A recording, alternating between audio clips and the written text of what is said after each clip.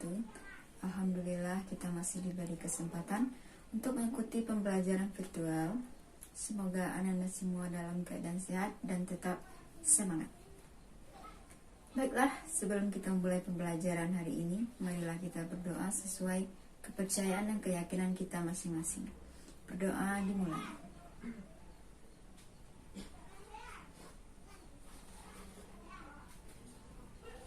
Berdoa selesai. Baiklah Ananda, hari ini kita lanjutkan materi kita tentang KD 32, yaitu tentang mengevaluasi jaringan nirkabel. Sebelum menjelaskan itu, Ibu akan mereview yang minggu lalu, yaitu tentang konektivitas perangkat WAN.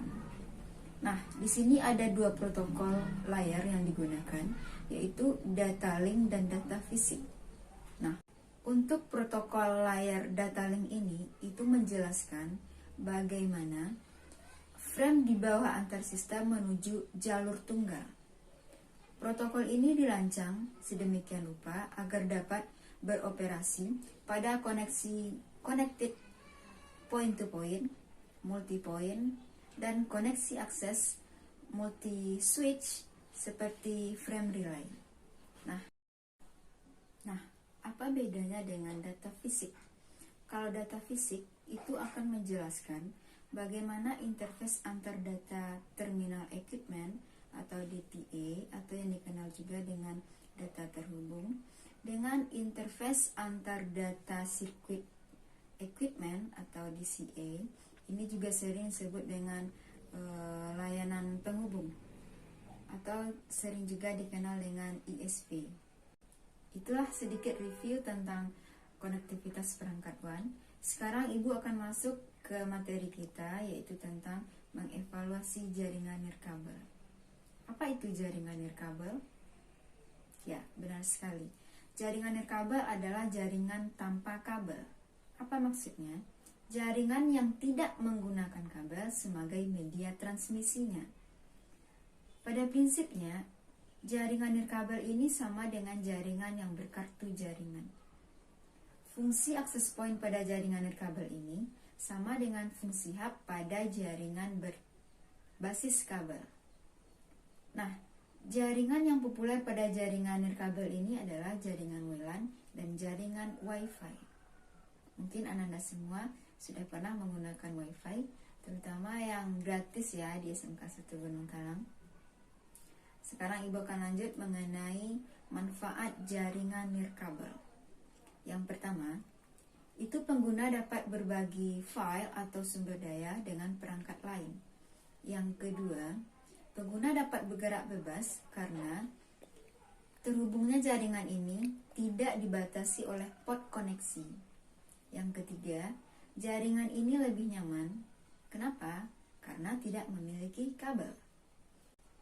Yang keempat, dapat menangani pengguna dalam jumlah yang lebih besar karena tidak dibatasi oleh port koneksi.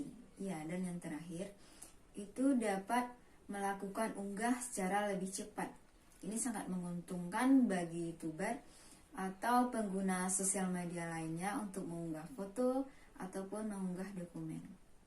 Nah, sekarang Ibu akan menjelaskan apa keunggulan jaringan nirkabel. Yang pertama, lebih fleksibel.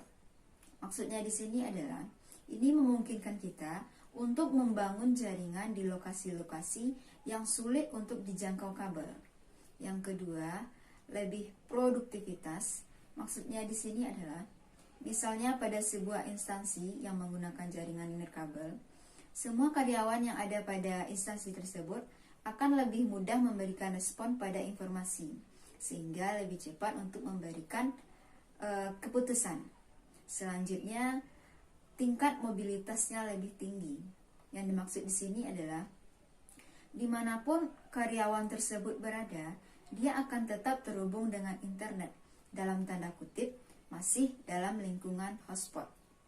Dan yang terakhir, langkah instalasinya lebih mudah dan lebih cepat. Mengapa? Karena kita tidak perlu lagi menarik-narik kabel, memasang port-port kabel, sehingga lebih gampang. Kabel hanya digunakan untuk menghubungkan akses point ke suatu jaringan. Nah, lalu apa kelemahan dari jaringan kabel ini? Yang pertama dari faktor biaya. Semua komponen biaya nirkabel ini tergolong cukup mahal. Namun, untuk biaya perawatannya tergolong lebih murah dibandingkan jaringan berbasis kabel. Yang kedua, dari segi keamanan. Karena jaringan ini menggunakan gelombang udara, jaringan ini lebih rentan terhadap penyadapan. Penyadapan di sini adalah penyadapan terhadap jaringan kita, namun itu dapat kita minimalisir menggunakan password yang unik, bisa menggunakan angka atau huruf besar. Dan yang terakhir mengenai kecepatan. Jaringan ini sangat berpengaruh terhadap cuaca. Jika cuaca bagus, maka jaringannya ikut bagus. Namun jika cuaca jelek, jaringannya pun ikut jelek. Ya, dapat Ibu simpulkan, untuk jaringan nirkabel ini adalah jaringan yang bagus ya, karena tidak memiliki kabel. Namun untuk biaya itu tergolong lebih mahal. Nah, untuk minggu depan tolong Ananda cari referensinya mengenai polaritas jaringan nirkabel, spektrum elektromagnetik, bandwidth nirkabel, serta gelombang radio. Oke, sampai ketemu minggu depan. Tetap semangat, SMK bisa.